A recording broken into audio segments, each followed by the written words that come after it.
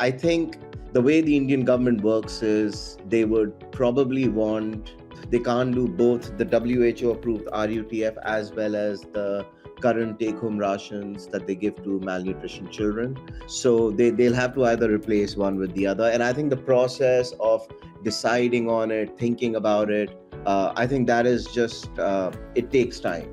It needs to go through a lot of reviews. It's something ultimately that needs to be sanctioned by the central government through a set of guidelines. And I think that process hasn't happened, or fundamentally, the Indian stakeholders within the Indian ecosystem, they remain unconvinced because of the cost of RUTF and RUSF right now.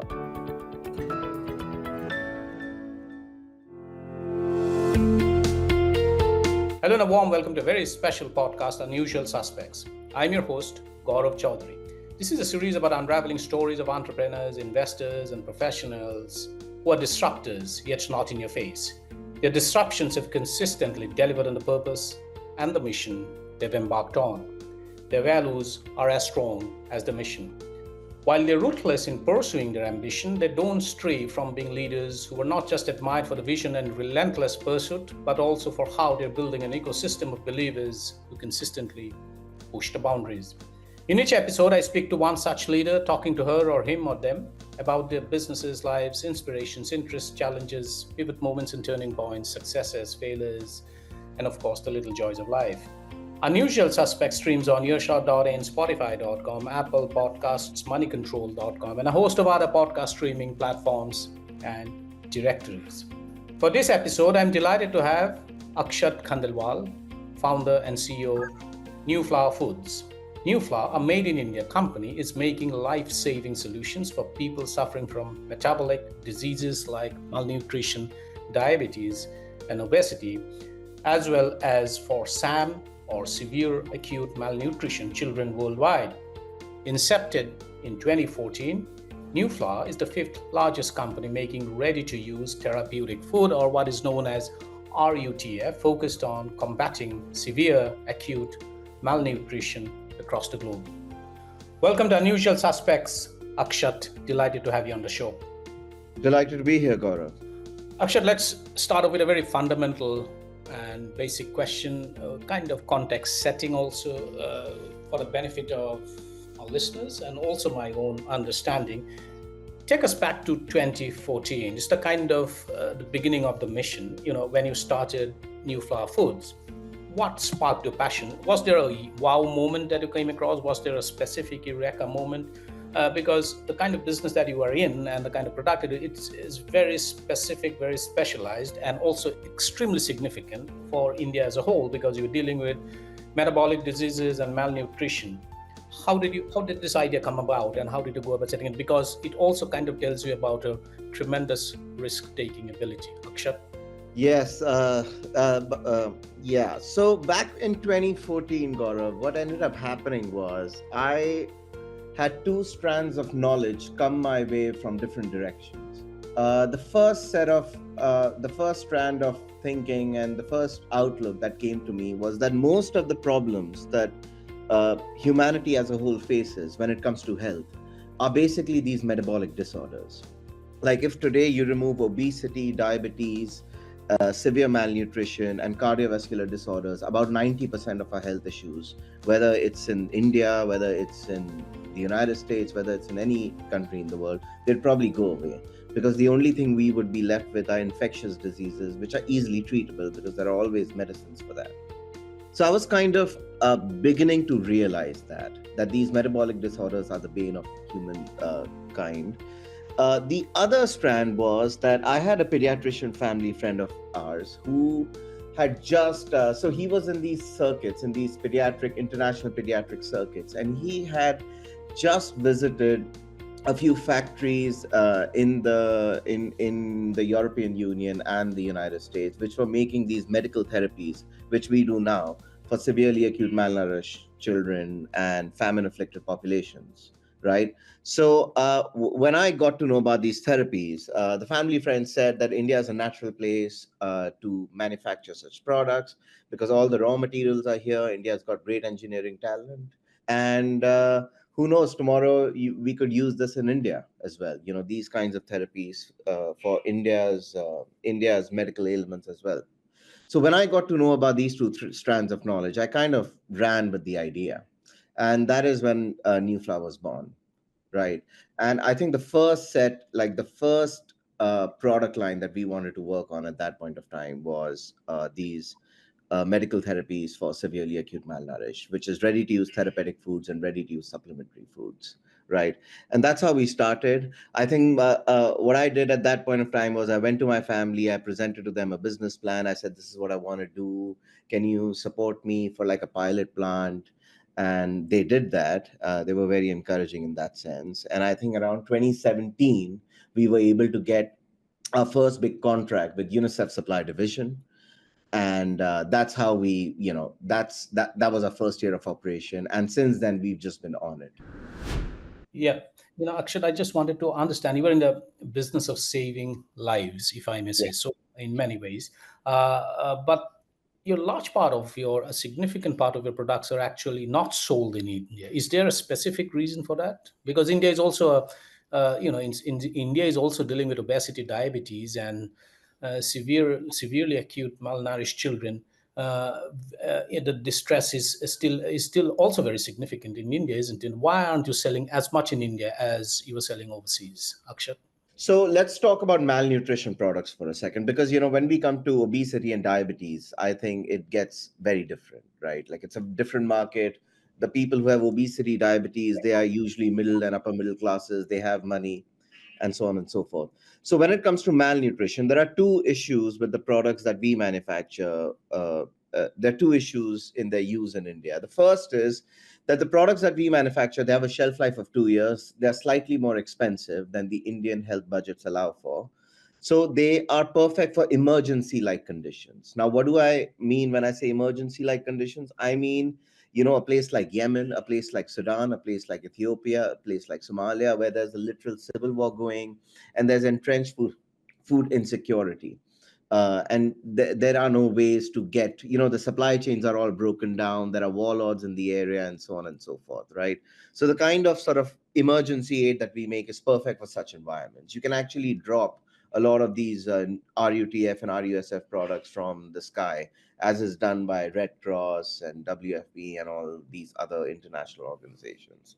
The second reason is that while we've tried our best to talk to Indian stakeholders who look after the health policy in India for the upliftment of malnutrition people within India.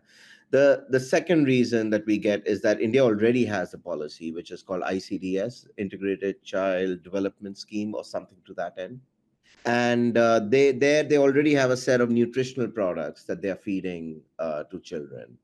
And I think the way the Indian government works is they would probably want they can't do both. They can't do both the WHO approved RUTF as well as the current take home rations that they give to malnutrition children. So they'll have to either replace one with the other. And I think the process of deciding on it, thinking about it, I think that is just, it takes time. It needs to go through a lot of reviews. It's something ultimately that needs to be sanctioned by the central government through a set of guidelines. And I think that process hasn't happened, or fundamentally, the Indian stakeholders within the Indian ecosystem, they remain unconvinced because of the cost of RUTF and RUSF right now. So that's what I would say is the reason.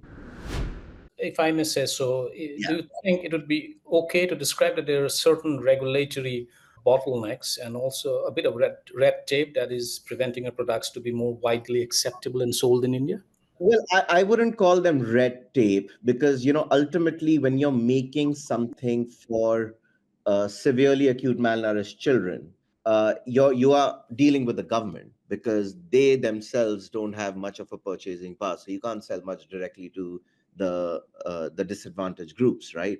It's the government that'll sort of buy from you and then ensure feeding. So I wouldn't say red tape. I think it's the decision making that is slow here, and that in itself is influenced by a lot of factors. Absolutely. Let's change tack a bit. You Yeah. have a presence in 42 plus countries, Yes. and you're making a tangible difference Yeah. globally.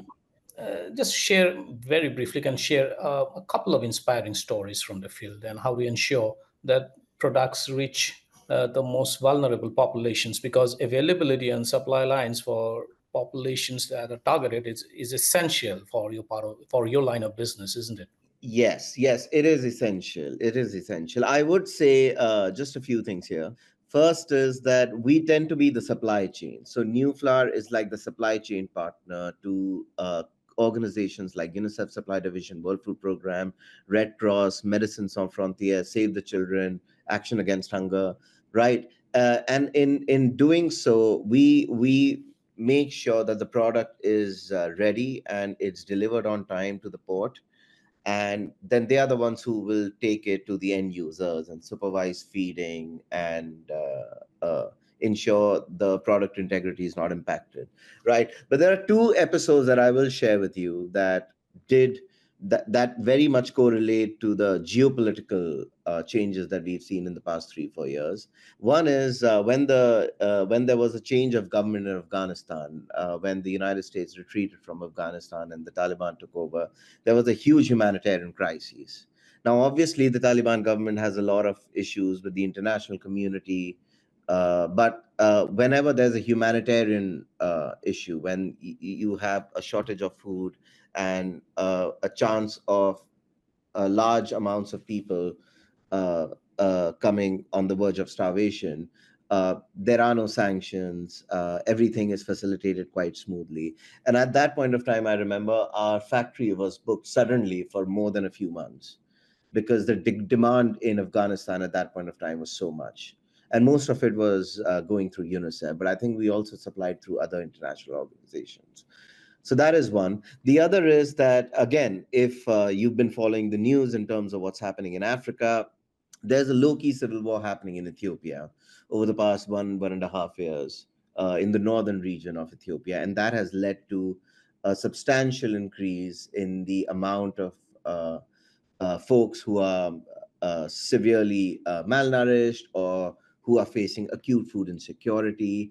And when that happened, when those episodes happened, I remember our factory was, again, like for a few months we were only supplying to one destination, right? I would also add that we've supplied to Palestine, and I think some of our competitors, I'm not sure about this, but some of our competitors may have also supplied to Ukraine. So generally, if you look at the places we supply to, it's usually like whenever there's a geopolitical uncertainty that leads to entrenched food insecurity or a lot of fighting on the ground, usually there is an uptake in the demand for emergency aid because all the regular supply chains are impacted, and we kind of step in at that point of time as a supply chain partner. Over. Absolutely. Yeah. It's you are a kind of a true testament of a made in India company with a very significant global reach, also in an area where you're making saving lives, particularly of children, and also in countries that require them the most. So you mentioned Afghanistan, for instance, and places like geographies like that and regions like that actually need a lot of this kind of support that you're bringing to. Which brings me to the next question. While you are, you how do you navigate the complexities, because your business is very purpose driven, because you're saving lives. Yeah. At the same time, you are making profits and you are turning in profits, and your revenues top lines are significantly robust at about 130 crore plus for last year. So how do you ensure the two P's, both purpose and profitability? Don't they both sometimes pull in different directions, Akshat? Well, if you ask me personally, I think every business should be purposeful, right? Because ultimately, business, if you really look at the social function of a business or a startup, is to create a good or a service that is socially useful. I got to make something that people require that is solving a real problem in the world. So I think in some ways, every business should be purposeful, right?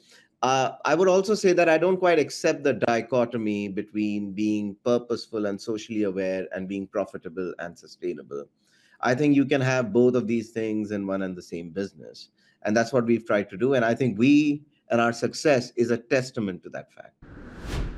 Absolutely, Akshat. And you don't purpose and profits need not necessarily be a zero-sum game. And I think if we fall into a trap of binary analysis, probably we are doing a very suboptimal assessment of the business. That brings me to another question on innovation, because innovation is, of course, the fuel for growth, and also it also ensures that the prices come down, costs come down for your audience, etc. How are you ensuring that? Because even in the nutrition space, what are some of the plans that you have, and what's cooking inside the New Flower laboratory, if I may ask so? Yeah. So we are actually quite excited about this. So one of the things that we've been working on is we are trying to rework the know-how that we've developed from making emergency aid for severely acute malnourished children and famine-afflicted peoples. And we are trying to rework into something for the mainstream consumer market by attacking the problem of weight gain, which is obesity, and diabetes, both of them, which I personally think are interrelated. And what we are right now coming up with in the next 2 to 3 months is a series, rather a suite of products that are low carb and high protein in nature, and they're incredibly tasty. So let me explain the problem statement and how we understood it and how we are working towards a solution. So the way we so whenever like I would go to the supermarket or generally the folks here at New Flower, we would traverse the modern trade stores all around us. One of the things that we would notice in the snack shelf is that everything is just full of sugar and carbs. Whether it's your savory snacks like potato chips, uh, or the extruded snacks, or whether it's the candy stuff like the chocolates and the other sugar filled candy bars, all of it has refined carbs and sugar, right? And they are incredibly bad. Like this amount of refined carbs and sugar, because they spike your glucose and they raise the insulin levels again and again, and they cause insulin resistance, and they also promote fat accumulation. They're incredibly bad for your metabolic health. And I'm someone who believes that generally the key to metabolic health and the key to ensuring harmony within your gut and within your digestive system is to slowly and steadily cut down the amount of sugar and carbs that you're taking on a day-to-day basis. So one of the things that we realized when we looked at the snack shelf is that there's literally nothing that is low carb other than dark chocolate, right? So something that a diabetic person could have in a responsible manner. Even the protein bars that claim to be healthy tend to have a lot of carbohydrates and sugar. So they're either filled with maltodextrin or they're filled with sugar, whether it's date sugar or simple sugar or whatever. So we set out to correct this problem. And I'm quite pleased that I think within the next 2 to 3 months, we'll be launching a suite of products under the brand name called Go Earnest. So, Earnest being uh, you've got to get healthy, go earnest. It's that spin. So under the brand called Go Earnest, we'll be launching these suite of products that'll be attacking this very problem, and they'll be low carbohydrate and high protein snacks, and they will be largely based on the nuts that we find, because nuts tend to be the vegetarian superfood. So you're going to have flavors ranging from almond chocolate, almond banana, to cashew orange, cashew mango, walnut mixed berry, and so on and so forth. Absolutely. No, Akshat, finally, Yeah. you're a profitable company with 100 crore plus revenue. Any plans to raise an institutional round of funding, or any plans to get listed? What's happening on that front, Akshat? So, I mean, it's impossible to plan for these things, particularly the IPO, because I generally think you need to be of a substantial scale, probably about at least 5 times the size that we currently are, But you to need, be but IPO. you need capital to scale. So aren't you raising capital? Yes. So yeah, but as far as private capital is concerned, and venture capital, seed capital, private capital is concerned, I mean that is something we are very keen on, especially to support us with our business to consumer brand launch, the Go Honest launch. So that is something we are very keen on. It's something we will be hunting for once the launch is clear, because we want to get something out in the market and only then start talking to consumers. Because the resources that we have currently, that's enough to get the initial launch through, right? We're not a complete, like, we're not starting from scratch. Nuflower Absolutely. is already at a substantial milestone. So we want to start things over with the B2C vertical, and then see where that takes us, and then raise money on that. Because generally what I've seen is, to build a brand, it requires substantial amounts of capital. In India, the B2C space has been pretty competitive in the past 5 6 years, with the launch of these direct to consumer brands, with quick com, e-com, all of that drastically reducing the entry barriers for startups to enter.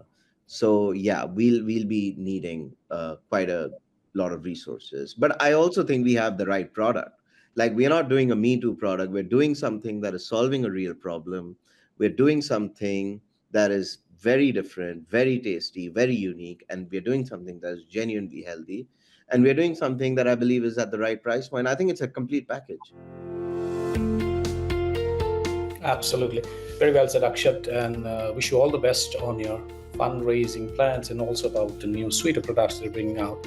Thank you so much for sharing your deep insights and perspectives on a range of issues. Thanks for taking the time out and dropping by to have this conversation with us. Thanks so much. Thank you, Gaurav. Glad to be here.